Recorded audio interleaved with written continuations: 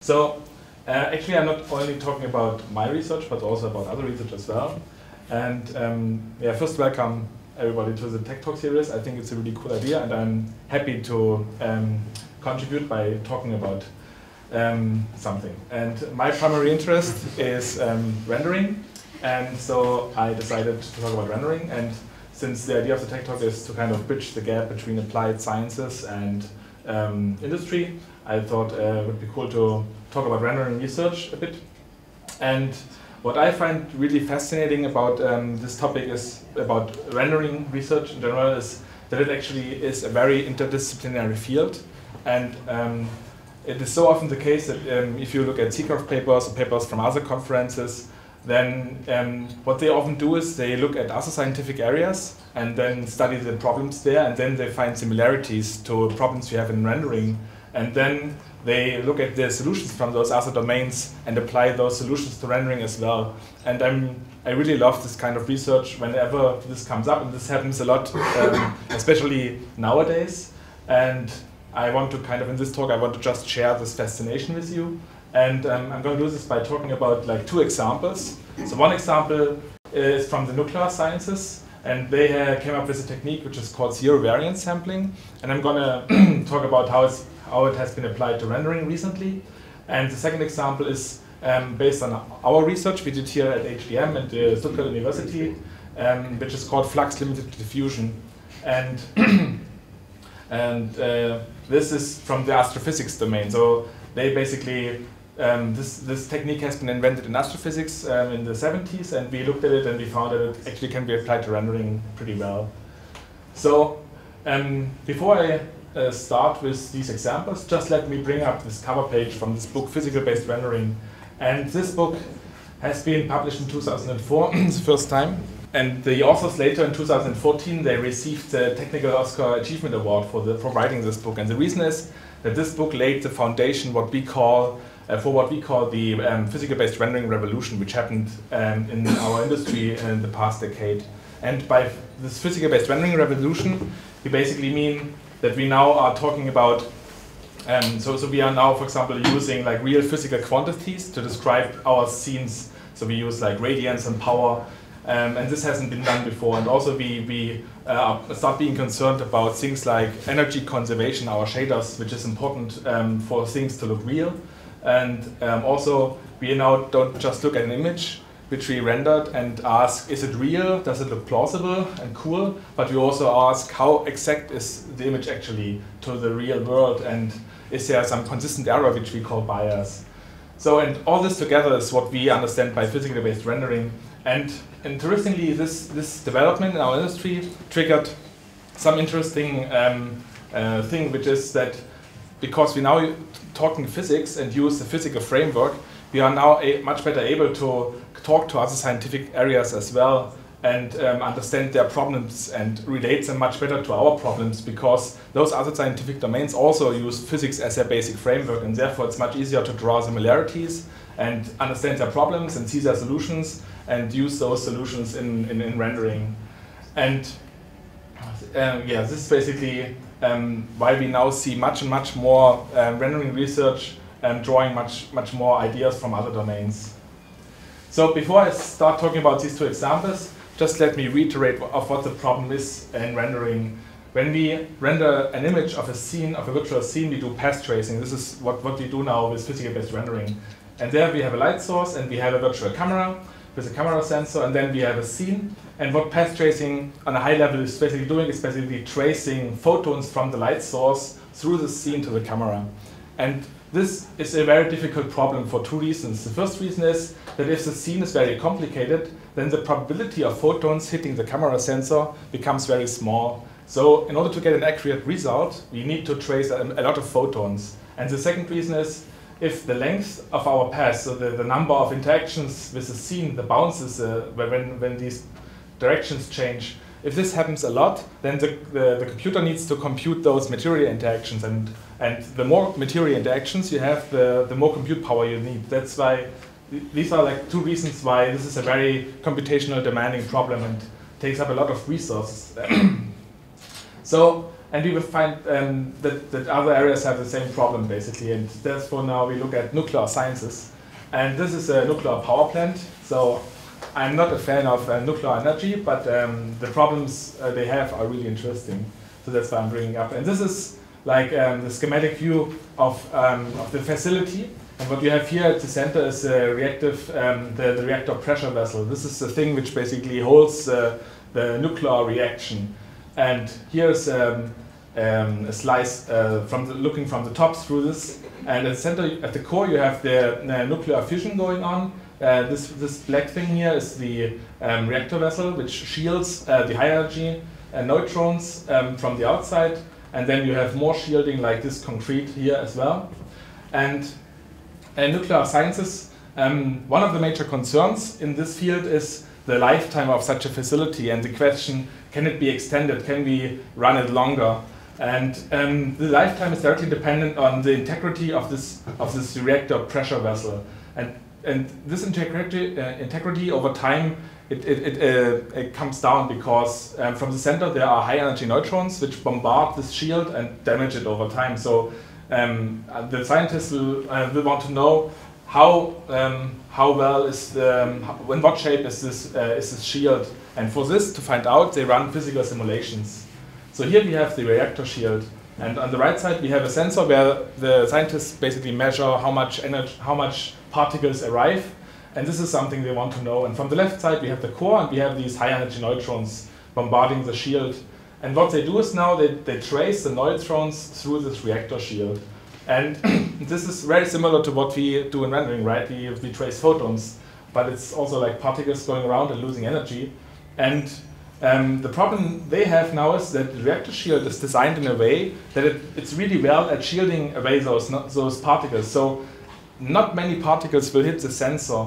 And as with rendering, they now have the problems that because it's a very rare event that the particle hits the sensor, their results are not very accurate. So they need to run a lot of simulations. They need to simulate a lot of neutrons in order to get some result which is accurate enough that they can allow them to draw some conclusions from it. So the way they solved this problem, they came up with this idea called zero variance sampling. And the idea is that during tracing this neutron, we basically inform the tracer about where the particle needs to go in order to arrive at the point where we want to do the measurement. And this is, in this case, it's really easy because we basically push the neutron into this direction. We want this to go more in this direction so that once it reaches the other side, it can hit the sensor with a higher probability. So, and this zero variance sampling is basically, it can be described as a path stretching technique. So if you take this path segment here, whenever the direction of the photon is the same as the direction where we want it to go, then we basically stretch the path. And by doing so, we basically will have a much higher probability of the neutron hitting the other side of the reactor shield and then hitting the sensor. So, and now how can this be applied to rendering? In rendering, we have this problem called subsurface scattering, and here it's a very similar problem actually. We have some material like skin, and then we have a camera sensor, and then we have a light source, and the light source illuminates the skin, and then photons enter the skin, and then they walk around, and then eventually hit the camera sensor after they left the surface again. So here it's a similar problem with the only difference that we don't want the particles to reach the other side, but we want to make them exit the skin surface as soon as possible. So here we can apply zero variance sampling as well, and therefore increase the probability of particles hitting the camera sensor. And this has been applied and published by some group from University of Prague and Beta Digital, and they basically they investigated this technique and applied it to rendering. And here we see the subsurface scattering. On the left side, you see that these images are more noisier, so they are less accurate. On the right side, you see the zero variance sampling, and it produces a better result. And I've been told that the zero variance sampling scheme is used in Beta Digital. It's an option for their path trace subsurface scattering module. So I think that's a really cool example of using some solution from another field and apply it to rendering. So now let's turn to a completely different area, which is also very exciting and much cooler, I think, than nuclear power plants, astrophysics. And here we have the artist tradition of what the astrophysicists call a protoplanetary disk. So this is a star which is newly born, and this is like a disk of debris and dust circling around the star. And one of the major concerns of astrophysics is the evolution of stars and the evolution of planetary systems and how they came to be. And currently the theory is, and it's actually really just a theory, that these protoplanetary stars eventually will evolve into planetary systems like we have here in our solar system. And for this, to study and to find out how this happens, they come up with a model, and then they do simulations and compare the simulation results with the real-world observations. So here's an example from Wikipedia. This is the star MWC 758, and this is a planetary disk. And then they have simulations, and then they basically try to compare the simulations with the observations. Now there's a really big problem with that, because so here they have basically debris and dust circling around the star, and what they do is they simulate this over time. So they have some sort of dynamic simulation. But now the problem is that at this scale, the electromagnetic radiation actually changes the dynamics of the system. So electromagnetic radiation is like the visible light, it's infrared and X-rays and everything else. And this basically means that that light illuminating objects actually causes the object to move. So the light exerts a force on the objects, and therefore needs to be considered as a force when running the dynamic simulation. So this means that at every time step of your dynamic simulation, you need to compute the illumination of all radiation over ideally all frequencies at every point in space. So you need, at every point in space, you need to know basically how much light comes from which direction, and this you need to do at every time step of your simulation. So clearly this is absolutely insane to do, like in with Groundtruth Monte Carlo measurements. So and that's why the astrophysics came up, the people there had to come up with very aggressive approximation techniques. And one of the most popular one is based on diffusion, and it's called diffusion approximation. So diffusion, if you ever have used Photoshop and applied a blur filter to an image, you know what diffusion is. It's basically blurring rasterized data. And it turns out that if you have a cloud, and like a stellar cloud or like a cloud in the atmosphere, and you have illumination within that cloud, and if the cloud is very dense, then blurring the illumination is actually a really good approximation of real light transport there. So this is called diffusion approximation. You have a cloud, you have some illumination there, and then you just blur it. And if the cloud is very dense and very homogeneous, so if the density doesn't change much, this is actually a really good approximation. So here we have on the left side, we have the ground truth of like an imaginary cloud, which we modeled using procedural techniques. And on the right-hand side, this is what the diffusion approximation gives us. And we see that here there is some color bleeding already going on. This is what we want to have. And this is light penetrating the medium and going around within the medium. But we also see it doesn't look really like anything close to the real solution. And why is this? The reason for that is because this cloud is heterogeneous. The density changes a lot. So in the extreme case, we have one cloud and we have another cloud, and between the clouds we have vacuum, so there's no medium at all. And then we have a light source. And photons are being emitted from the light source, so they walk around, and then they eventually leave this section of the cloud, and then there's vacuum. So in this case, the photons will travel straight lines through vacuum. And then they will enter this cloud, and then they walk around randomly as well again. So diffusion approximation works well here. So here we can approximate these random walks in the cloud by using diffusion. But then this type of transport cannot be modeled by diffusion very well, because diffusion kind of locally smears out the energy, whereas with this case, the photons travel in have a very strong direction and travel in this particular direction over a long distance. So this transport will not be modeled well by diffusion. And therefore, we will never have energy here in this cloud, and therefore we will never be able to diffuse anything here as well. And astrophysicists in the 70s, they realized this, and they came up with a modification of that technique, which is called flux-limited diffusion.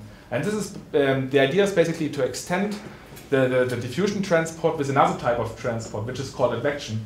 So advection is basically the idea you have a rasterized image, and then you have a path which you draw through that image, and then you basically make your finger wet and smear out the ink along this path, and this is kind of what it will look like. So if you ever use the smudge brush in Photoshop, this is what advection is doing. It's pushing matter around along a given direction, and this is much better able to capture directional transport of media.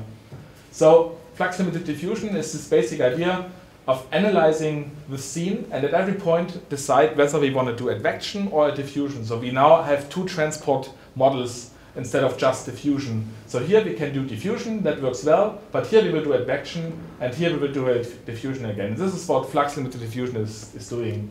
So if you compare this against the classical diffusion, and here we have the flux-limited diffusion, and we see that it's much better able to capture the real transport. Although we still have differences, but it's much better than the classical diffusion. So in particular here on the left side you see that there's indirect illumination, and this is what classical diffusion will not capture. This is light arriving from the top and bouncing back here. This is not going here anywhere. So this is flux-limited diffusion.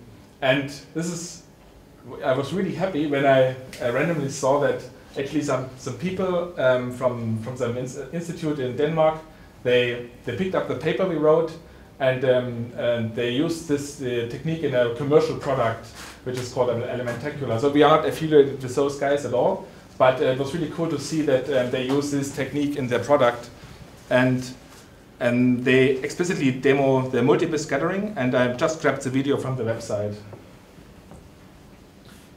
So this is a plugin for Maya, and they basically are able to model clouds using spheres, and then they have some procedural shader on the top, and the illumination is computed using flux-limited diffusion. And it has some interesting properties which allow it to be used interactively actually to some degree. So here at every frame, flux-limited diffusion basically is updated and computed almost in real time. And it allows like multiple light sources and everything. So yeah, this is very happy to see that our technique is actually applied somewhere, is being used. And with this, I actually am finished, and thank you for your attention.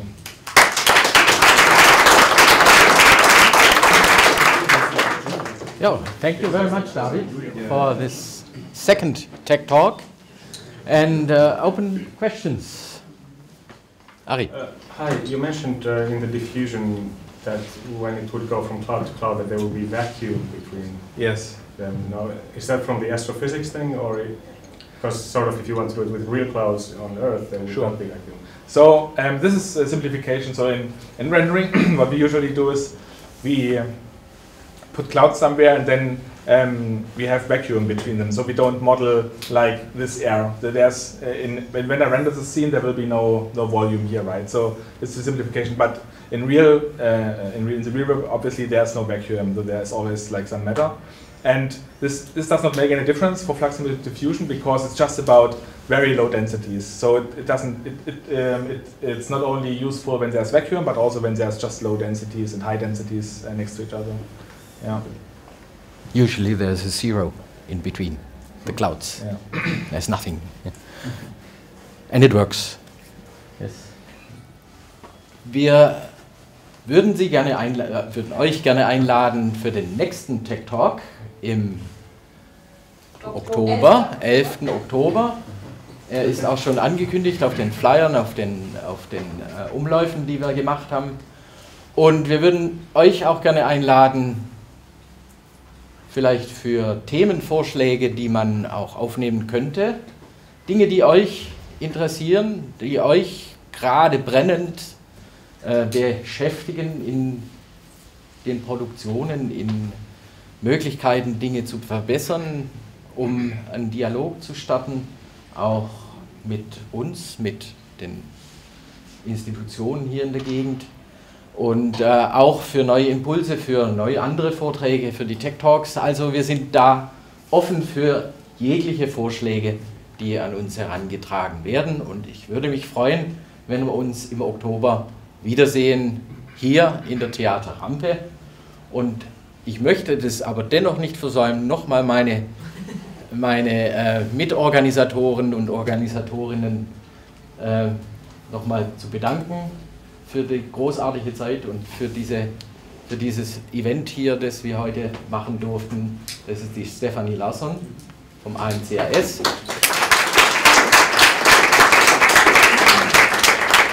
Die Ann-Kathrin Baumann vom MSC, vom ALS. Und Jens Gutfleisch von der Film Commission. Ich denke, wir haben hier auch eine ganz starke Gruppe zusammen, die auch die nächsten Tech Talks machen kann. Und ich wünsche noch einen schönen Abend und freue mich auf angeregte Diskussionen über die Vorträge oder auch über andere Dinge. Vielen Dank, dass ihr hier wart.